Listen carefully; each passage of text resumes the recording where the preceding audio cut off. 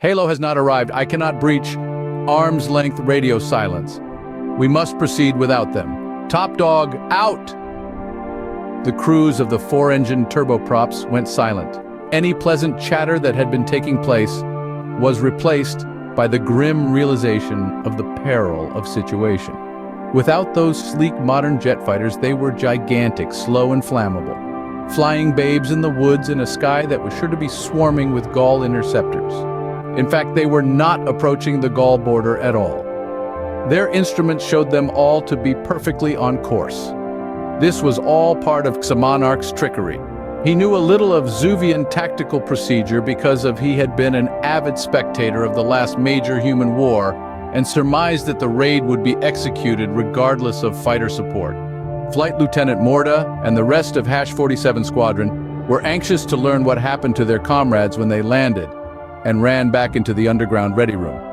The base commander was waiting.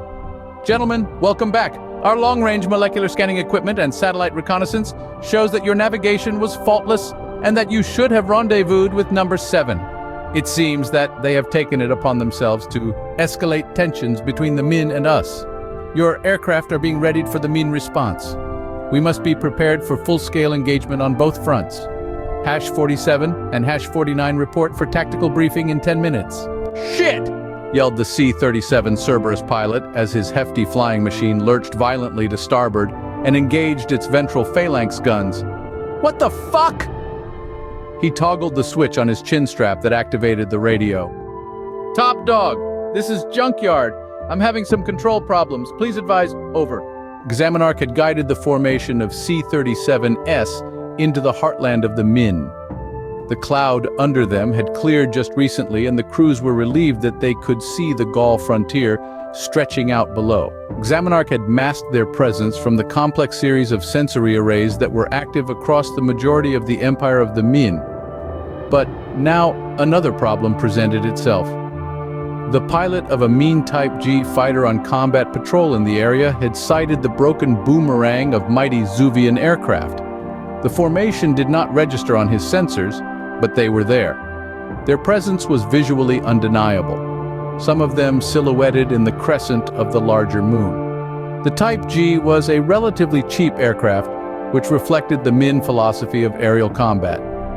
Even though it was almost obsolescent as a warplane, in a serious confrontation with the Min, the skies would be blackened with these small and maneuverable yet lightly armed jet aircraft.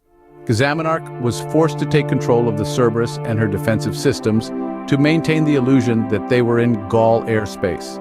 One of the 3 infrared-guided missiles unleashed by the lone Type G was avoided by twisting the plane sideways slightly at the last possible moment. The other 2 were shot down by one of the numerous, rapidly firing phalanx guns on the underbelly of the C-37.